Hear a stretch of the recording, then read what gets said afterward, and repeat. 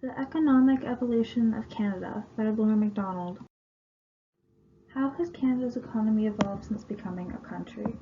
Since becoming a country in 1867, the Canadian economy has evolved a lot.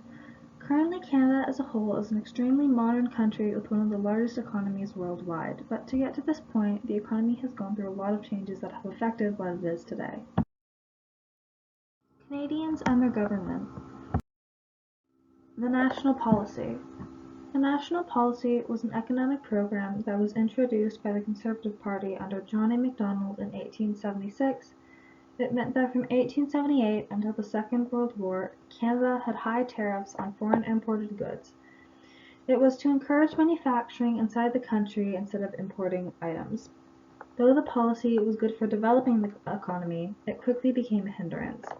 Though it was slowly being dismantled, getting rid of it after the Second World War to integrate the Canadian and American economy was a positive change for the country. Quebec independence. The Quiet Revolution was a time when Quebec started fighting for more independence from the rest of Canada.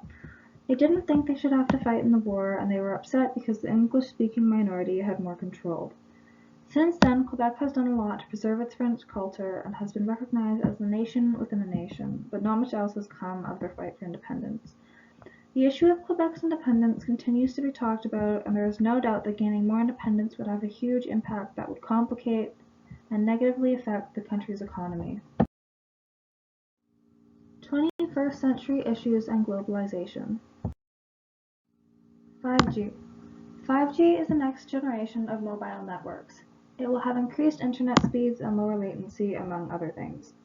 In Canada, it is estimated that there will be 16 million 5G connections by 2026. 5G is going to be great for the economy because it is expected to create more than 250,000 permanent jobs and contribute around $150 billion to Canada in the next 20 years.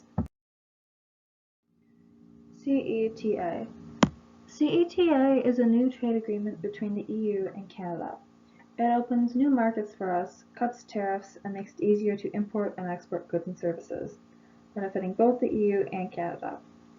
The agreement entered provisionally in 2017, and most of the agreements now apply. This agreement is extremely beneficial to us because it strengthens our connections in the global market and boosts trade and makes the process much easier. The Great Transformation of World War I. Women working. Before World War I, there were few options if women wanted to work, but once the war started, there was an increase of women and men's jobs. If women didn't work during the war, the wartime economy would have collapsed.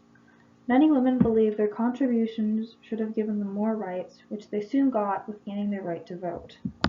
The war was important for women because it showed the value of women in the economy and would lead to more rights for women in the future. The Prairie Immigration. Around the mid-1800s, there were large numbers of people migrating to Western Canada. To attract farmers to the prairies, the Canadian government had advertised 160 acres of free land to immigrants who settled there.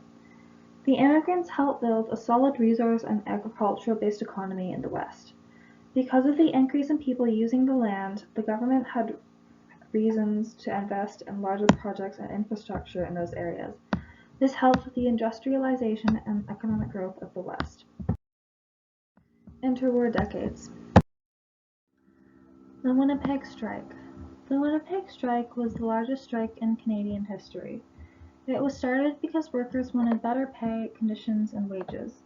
After the First World War, the price of living had gone up significantly, and the increase in wages was not enough to keep up with it. The strike resulted in many arrests. 2 men were killed and 27 others were injured as a result of mounted police shooting into the crowd. The strike taught the Canadian government a lot about the importance of personal economic stability and how to handle strikes better and more peacefully in the future. The Great Depression. The Great Depression was a worldwide economic downturn that was from 1929 to 1939. It was the longest and most severe depression that ever happened, and it caused an extreme economic crisis. The main cause was the wave of bank failures leading to massive unemployment rates, frozen credits, and deflation, among other things. In the long term, the Great Depression caused a positive economic change. It led to better economic regulation and stability, and positive changes in our bank system. World War II. The BCATP. During World War II, Canada hosted the BCATP, or British Commonwealth Air Training Plan. Flight personnel came from Canada and the Commonwealth to learn from British instructors. It was one of Canada's major contributions to the war, and some of the airports still exist today. Though the program was expensive for the government, it boosted the economy in the areas it was implemented because it brought in a lot of people. Some airports were later used for commercial use, which also boosted economic growth. Wartime economy. During the Second World War, there was a huge increase in production and employment towards wartime resources, causing people to have more money to spend and less to spend it on. The government wanted to avoid inflation and debt, so wages and prices were frozen. The amount of goods people were allowed to buy was limited, income tax was increased, and people were encouraged to buy victory bonds. World War II caused a lot of debt, adding to what we hadn't fully recovered from during World War I and the Great Depression. By the end of World War II, Canada had around $18 billion in debt. Canada in the post-World War era. How the television affected people's buying. In the time after the war, a lot of new technology was being created. One of the technologies created was the television. TVs quickly became a source of news and entertainment for families, and advertisements brought in a new way of showing off products to consumers. Television had a huge impact on people's spending, and it still does today. When they were first created, they became a necessity, causing many people to buy them even though they were very expensive.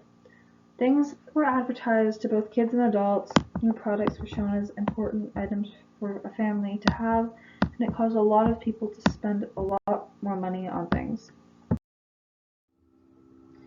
In 1945, the President and Prime Minister of the US and Canada discussed economic cooperation between the two countries. Both countries had booming economies in the post-war time, but the US began to run low on raw resources, and Canada needed investment to extract those resources. A deal was made, and the US became a huge investor in our raw resources. People saw the effect of this was both good and bad. Canadians had more jobs, and we got US technology, but we also lost some control of that part of our economy. The historical thinking concepts. In my project, the main historical thinking concepts I used were historical significance, historical perspective, and cause and consequence. I used those three of the big six because for this project it was important to have an understanding of past events, to know why they were important, what they meant for us, and how they affected our history. And these are the 6 sources that I used for my presentation. Thank you everybody for listening to my project.